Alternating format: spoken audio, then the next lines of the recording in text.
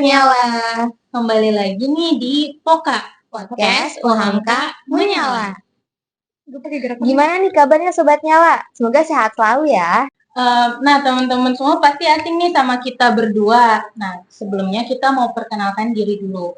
Halo, perkenalkan nama aku Nasya Isnaini Kaisya, biasanya dipanggil Nasya. Aku dari program studi psikologi. Aku dari UHAMKA Menyala generasi 10. Halo, aku Isma Adriat, biasa dipanggil Isma. Aku dari Prodi Gizi. Aku juga dari UHAMKA Menyala generasi 10. Di episode kali ini kita kedatangan dua tamu yang super funny. Oke, dimulai dari abang-abang yang kece banget nih. Boleh Bang perkenalkan dirinya? Halo Sobat Nyala semuanya, perkenalkan nama aku Ahmad Baihaki. Sobat Nyala bisa panggil aku Bay. Aku dari program studi pendidikan matematika dan aku dari UHAMKA Menyala generasi 9. Oke, buat kakak-kakaknya nih. Halo semuanya, perkenalkan nama aku Arafatul Makna Syakira, biasa dipanggil Nuna. Aku dari program studi pendidikan guru sekolah dasar. Aku dari UHAMKA Menyala generasi 9. Nah, pasti penasaran kan semuanya kita mau membahas apa hari ini. Pokoknya stay tune. Lanjut. Menurut kakak-kakak yang di sini, apa sih UHAMKA Menyala itu? Boleh nih dari Kak Bay dulu. UHAMKA Menyala itu, jadi mungkin secara singkatnya ya, UHAMKA Menyala itu suatu komunitas di bawah naungan BEM UHAMKA yang mana dalam komunitas ini memiliki fokus program kerja terhadap pendidikan berupa pengabdian ke masyarakat, di mana nanti kita bakal pergi ke suatu daerah 3T dan di situ kita akan memberdayakan masyarakat serta menghidupkan kembali pendidikan di daerah sana. Mungkin kalau dari aku gitu. Boleh ditambahkan dari Tanda? Kalau menurut aku ya singkatnya itu UHAMKA Menyala itu komunitas bisa disebut sebagai volunteer. Jadi kan kalau BEM UHAMKA itu adalah organisasi, ada kestrukturan yang memang jelas gitu. Kita juga ada yang jelas, namun kita ini memang membantu kegiatan dari BEM kita sendiri, terutama Mendikbud. Oke, tadi kan kita udah tahu nih apa sih UHAMKA Menyala itu. Nah, sekarang pengen tahu nih sejarah awal muncul UHAMKA Menyala itu tuh dari mana dan bagaimana sih awalnya itu bisa terbentuk? Ya, mungkin kalau untuk sejarah dari berdirinya UHAMKA Menyala sendiri, aku jujur masih belum terlalu paham atau terlalu tahu terkait rincian berdirinya UHAMKA Menyala. Tapi mungkin aku sedikit tahu kalau UHAMKA Menyala itu berdiri tepat 10 tahun yang lalu, kita ada di 2013, dan itu berdiri akibat adanya keresahan terkait pendidikan yang ada di Indonesia. Dan saat menuju ke generasi kelima lanjut itu, barulah UHAMKA Menyala terbentuk secara resminya seperti udah terbentuknya per bidang dan sudah adanya BPK. Kalau dari Kanuna sendiri? Kalau yang aku tahu ini emang awalnya muncul karena keresahan pendidikan ya, balik lagi dari anggota BEM kita juga, dan itu tapi rata-rata dari anak teknik gitu. Jadi awalnya tuh mereka fokus sama anak teknik nih yang ngebentuk ini gitu.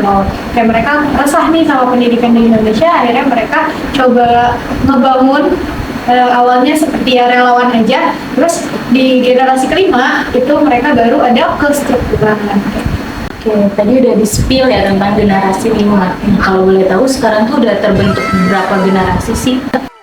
Generasi yang pertama sekarang sampai generasi 10 ya di generasi kalian. Cuman nanti OTW 11 mungkin ya, karena kita udah 2024 bisa 11 generasi 11 tahun. Oh ya nih kakak-kakak di sini itu kan dari generasi 9 ya, pasti udah mengalami tuh jadi peserta juga jadi pengurus. Apa sih perbedaan dari kakak ini saat menjadi peserta dan pengurus? Sebelum kakak-kakak ini ngejelasin apa tadi perbedaannya, boleh dikasih tahu dulu kakak itu menjabat sebagai apa sih di pengurus UM 9? Aku dulu ya? Boleh. Oke.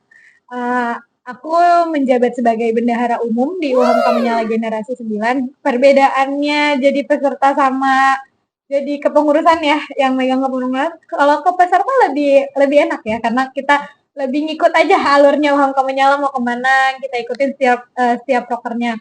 Tapi kalau misalnya kita jadi kepengurusan, kita itu udah megang 2 nama ya, berarti nama UHAMKA Menyala sendiri, bahkan 3. Megang 2 bahkan 3 nama. Yang pertama itu kita bawa nama UHAMKA Menyala, terus kita bawa nama BEM UHAMKA, dan kita juga bawa UHAMKA-nya sendiri gitu.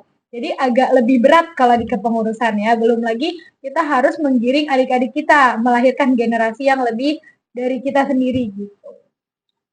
Ya mungkin kalau dari aku sih, aku dulu waktu di UHAMKA Menyala Generasi 9, alhamdulillah aku diamanahkan menjadi kepala bidang organisasi. Dan untuk pandangan aku terkait perbedaan saat aku menjadi peserta dan aku jadi pengurus sendiri, kalau saat peserta mungkin sama kayak Kak Nuna, jadi kita saat jadi peserta itu udah mengikuti aja alurnya, kayak setelah kita mengikuti seleksi, kita diumumkan kita lolos menjadi UHAMKA Menyala Generasi selanjutnya, kita mengikuti kayak contoh ada nanti ada info-info terkait pembekalan, terkait info-info pengabdian dan segala macam. Dan kalau saat jadi pengurus, sudah beda lagi tanggung jawab kita, dan itu menjadi tanggung jawab kita selama kepengurusan untuk bagaimana cara kita ini untuk melanjutkan generasi UHAMKA Menyala selanjutnya agar tidak adanya pemberhentian generasi komunitas UHAMKA Menyala ini. Tadi kan udah dijelasin kalau di UHAMKA Menyala itu ada pengabdian masyarakat. Selain acara pengabdian masyarakat ini, ada agenda lain nggak sih di UHAMKA Menyala itu? Oke, kegiatan selain pengabdian masyarakat. Betul, memang UHAMKA Menyala itu jantungnya itu ada di pengabdian masyarakat. Tapi teman-teman perlu tahu bahwa UHAMKA Menyala itu tidak hanya pengabdian masyarakat. Ada beberapa bidang yang memiliki tupoksi masing-masing dan itu mewadahi mahasiswa dalam hal keorganisasian. Contoh ada bidang satu atau bidang organisasi. Nah, dari bidang organisasi sendiri, mereka akan memberikan wadah kepada UHAMKA Menyala generasi selanjutnya untuk melatih terkait bagaimana cara memanajemen waktu, bagaimana cara memanajemen kepemimpinan, dan bagaimana cara menjadi suatu komunitas yang baik. Jadi intinya kita bakal belajar gimana cara berorganisasi yang baik ya. Lalu yang kedua itu ada bidang keilmuan, dan benar jantungnya di sini ada bidang ini, itu ada pengabdian masyarakat. Selain ada pengabdian masyarakat, kita juga ada yang namanya pengabdian ke lingkungan sekitar, yaitu dengan pengajaran ke tempat-tempat yang bisa dibilang ini tempat pengajaran yang masih beroperasi tetapi tidak memadai untuk melakukan akademisi di situ. Jadi kita melakukan pembelajaran di situ dan membantu untuk menghidupkan kembali pendidikan di tempat-tempat lokasi sekitar kita. Lalu ada juga bidang 3 itu bidang humas atau hubungan masyarakat. Dalam bidang ini juga mewadahi mahasiswa untuk memberikan informasi kepada UHAMKA Menyala generasi selanjutnya atau sebelumnya atau ke mahasiswa aktif UHAMKA terkait info-info update UHAMKA Menyala. Dan juga di tahun-tahun sebelumnya itu UHAMKA Menyala generasi 9 dan 10 itu dan sebelum-sebelumnya juga mewadahi bagi mahasiswa aktif UHAMKA yang memiliki kreativitas dalam hal fotografi atau hal-hal kayak suka lingkungan sekitar itu, bidang humas ini mewadahi teman-teman dalam hal perlombaan fotografi. Gitu sih kalau menurut aku. Menurut aku agenda lain dari UHAMKA Menyala selain pengabdian itu ada kegiatan sosial ya. Jadi kayak banyak kegiatan sosial yang ada di UHAMKA Menyala khususnya itu tuh membangkitkan gairah kita. Misal kayak pengabdian itu orang pasti kan pada senang gitu ya. Terus juga ada kegiatan sosial seperti santunan, terus juga ada regional namanya kalau di angkatan kita itu kayak pengajaran yang tadi Bayaki bilang yang non formal di mana-mana. Terus juga ada acara kita sendiri, misal dari generasi 9 ke generasi 10 seperti bukber, makrab, dan lain sebagainya gitu. Jadi kegiatan-kegiatan atau aksi sosial itu kita ada. Iya, aku mau nambahin boleh nggak, Kak? Boleh, Iya. boleh. Jadi sebenarnya teman-teman kalau semisal udah join atau bergabung dengan UHAMKA Menyala atau resmi jadi UHAMKA Menyala generasi selanjutnya, nggak perlu takut dan nggak perlu risau kayak apakah UHAMKA Menyala itu bakal sesibuk itu dan bakal strict itu. Tenang, karena di UHAMKA Menyala ini selain kita bakal berorganisasi, kita juga belajar bagaimana cara berteman dengan baik. Karena kan kalau kita tahu UHAMKA Menyala nggak hanya satu fakultas ya kayak ada dari berbagai fakultas dan berbagai prodi. Kayak tadi contohnya ada Kanashua dari psikologi, Nasya, terus aja ada Kak Isma dari Gizi, dan aku sama Kanuna dari FKIP. Dan itu mewadahi mahasiswa banget untuk berteman dan berinteraksi antara mahasiswa di berbagai fakultas. Ternyata banyak banget ya agenda di UHAMKA Menyala ini. Oke, tadi kan udah di-spill ya tentang adanya pengabdian masyarakat dan kakak-kakak juga sempat mengikuti pengabdian masyarakat pastinya. Nah, sekarang aku mau tanya nih, ada nggak sih hal-hal terseru saat menjalani pengabdian masyarakat itu? Oke, dari aku ya. Oke. Waktu itu aku kan pengabdian nih, aku masih jadi peserta. Di pengabdian aku itu gak ada sinyal sama sekali.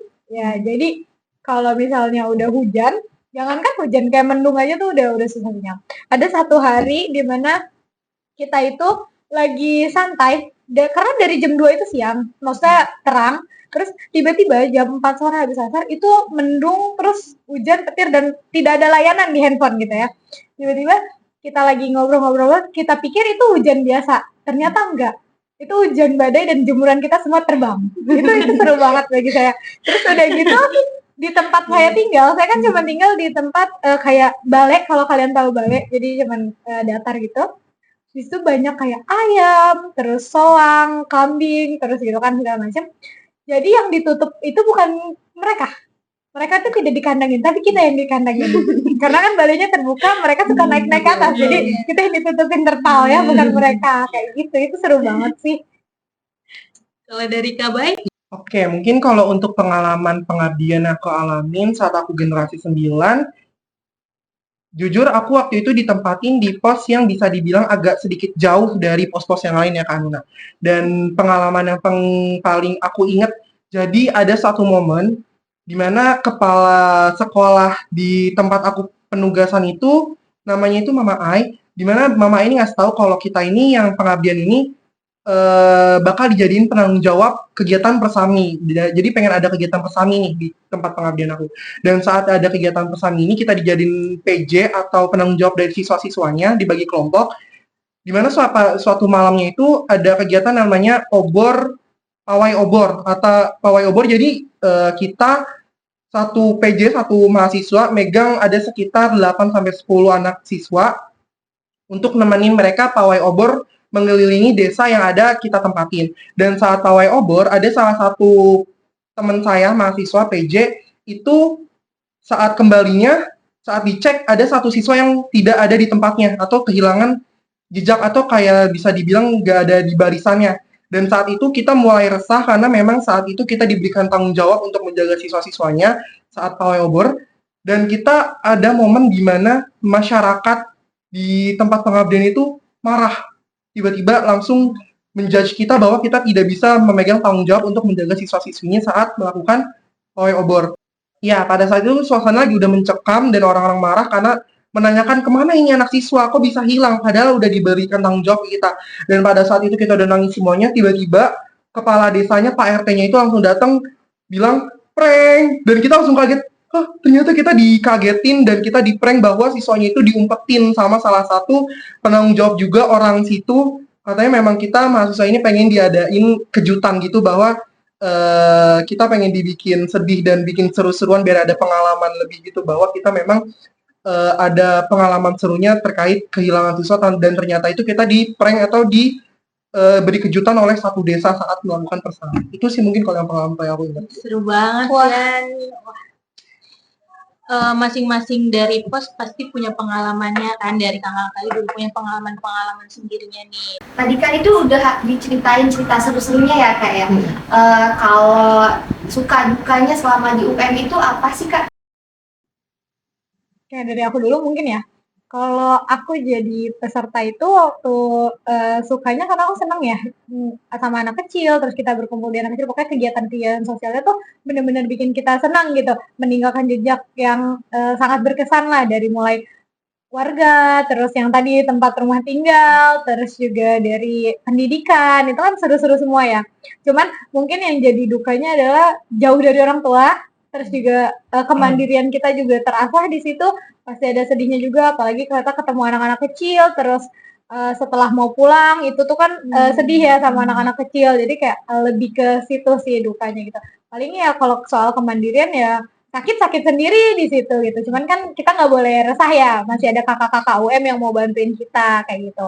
Terus kalau di kepengurusan mungkin sukanya ya setiap panitia punya caranya masing-masing buat ngebangkitin proker, itu benar-benar bikin senang ya, karena membantu UHAMK menyala lebih maju lagi gitu. Tapi kalau dukanya mungkin ya gimana kita caranya ngebangkitin anak-anak, semangat dari UM generasi selanjutnya gitu, lelahnya itu aja sih, paling dukanya nggak terlalu berat. Kalau dari Kak Bay, Kalau suka duka yang aku alami selama aku jadi peserta dan melalui kepengurusan, jujur banyak banget suka dan dukanya, tapi mungkin aku nggak bisa spill satu-satu ya.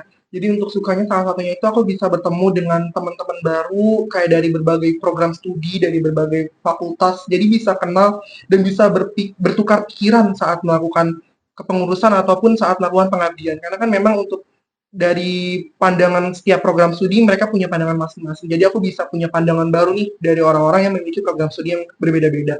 Dan untuk dukanya juga jujur saat aku udah mulai lengser dari kepengurusan aku juga udah mulai duka karena kayak merasa takut apakah aku bakal berakhir juga berteman saat berakhir kepengurusan ini, apakah aku juga nggak bakal main-main lagi nih sama teman-teman UM-nya. Jadi suka duka aku lebih ke teman-teman aku yang aku temuin sama di UM.